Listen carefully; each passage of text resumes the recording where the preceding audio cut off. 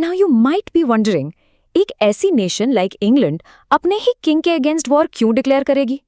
Think about it. How could a nation execute a ruler जिन्हें literally God's representative या God appointed माना जाता था? Well, you see, this wasn't just some basic political disagreement. ये एक ultimate clash था between absolute power and fundamental human freedom. And the craziest part, exactly यहीं से modern democracy की नींव रखी गई थी. The Divine Right Clash. Right, so 1603 में, with the start of the Stuart dynasty, king और parliament के बीच एक major power struggle शुरू हो गया. And the absolute core concept you need to know here is the divine right theory of kings. Basically, इसका मतलब ये था कि a monarch's power directly God से आती है, meaning they are completely unaccountable to the parliament or the public. अब King Charles I, who took the throne in 1625, he firmly believed in this theory. And as you can guess, this put him on a massive collision course with the parliament. So it was literally a face-off. On one side, we had King Charles I demanding absolute rule, and on the exact opposite side, Parliament was fighting for some very basic but crucial principles. They wanted no taxes without their consent, safeguarding of public rights, and equal laws for everyone. But Charles I, he strictly refused to share even an ounce of his power. And this stubbornness led directly to what we call the 11 Years' Tyranny. 1629 में Charles ने simply parliament को completely dissolve कर दिया. Unbelievable, right? For the next 11 years, without any parliament, he imposed heavily oppressive taxes, like the famous ship money, जो पूरे देश से forcibly collect किया गया. Then by 1637, उन्होंने forced religious reforms impose किए, जिससे the Puritans got deeply angry, and eventually by 1640, पूरे England में widespread unrest फैल चुका था. The actual breaking point, though, came from Scotland.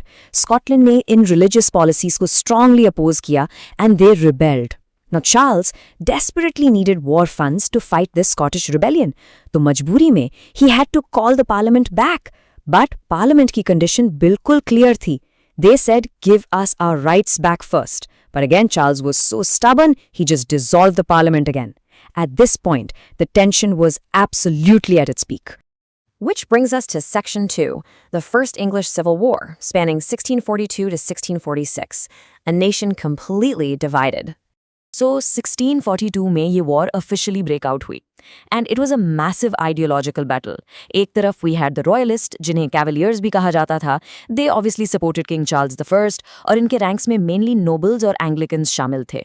दूसरी तरफ we had the parliamentarians, famously known as the Roundheads. They were backed by the parliament, the Puritans, and they were led by the absolutely formidable Oliver Cromwell. English society was violently sliced right in half. As you can see, ये एक 50-50 ideological split था. 50% population stood for the royalist absolute power, while the other 50% stood fiercely for parliamentarian rights. It was literally friend against friend, family against family. And then comes the real game changer. Oliver Cromwell's military genius birthed the new model army. Now, unlike older traditional forces, this particular army was highly disciplined, strictly trained, and just brutally effective on the battlefield. They rewarded merit over social status, which was huge back then. Is ek force ne war ka tide completely turned कर दिया. Students, please make a note of this. 1645 is a highly crucial exam point for UGC NET. In 1645, the Battle of Naseby took place. ये वो turning point था जहां king Charles I suffered his biggest, most crushing defeat at the hands of the new model army. And this eventually forced his total surrender in 1646. Moving right along to Section 3, the Second War and Execution. 1648 to 1649, the fall of the monarchy. Okay, so Charles is in captivity, but he doesn't give up. Apni captivity ke dauran, he makes a secret, deceptive pact with Scotland to regain his throne. When Parliament discovered this, they viewed it as the ultimate betrayal of the nation. Is betrayal ki wajah se 1648 mein second civil war erupt ho gayi. However, Cromwell और उनकी army इतनी strong थी कि उन्होंने quickly and decisively इस नई rebellion को बिल्कुल crush कर दिया. By this point, Parliament's patience was completely gone. The king had proven time and again that he simply could not be trusted. So, for the first time in documented history, a nation put its own ruling king on trial. The charge? High treason against the nation. This was literally unprecedented. A king being judged by his own subjects was unthinkable before this. And the climax of this trial changed the course of world history forever. 1648 में treason trial शुरू हुआ, leading up to the most shocking date in English history, January 30, 1649, the public execution of King Charles I. The monarchy was officially abolished.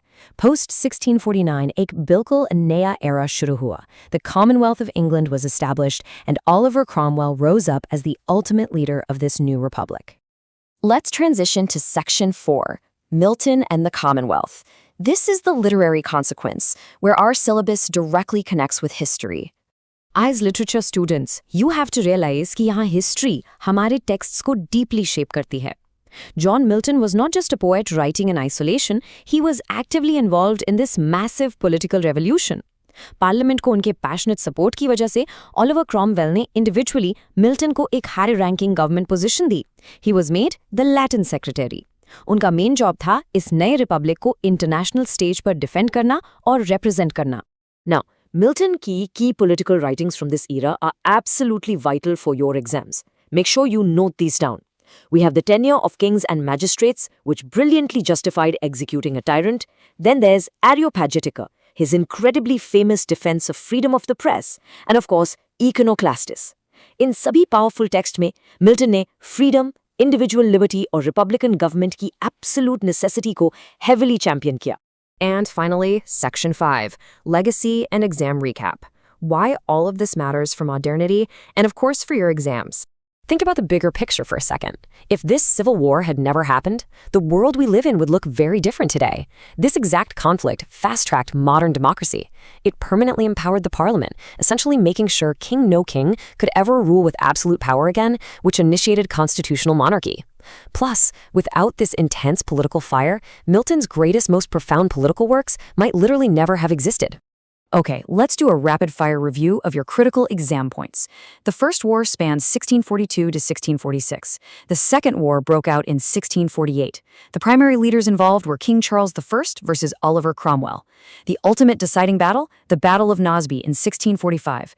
The shocking climax happened on January 30th, 1649, with the execution of the king.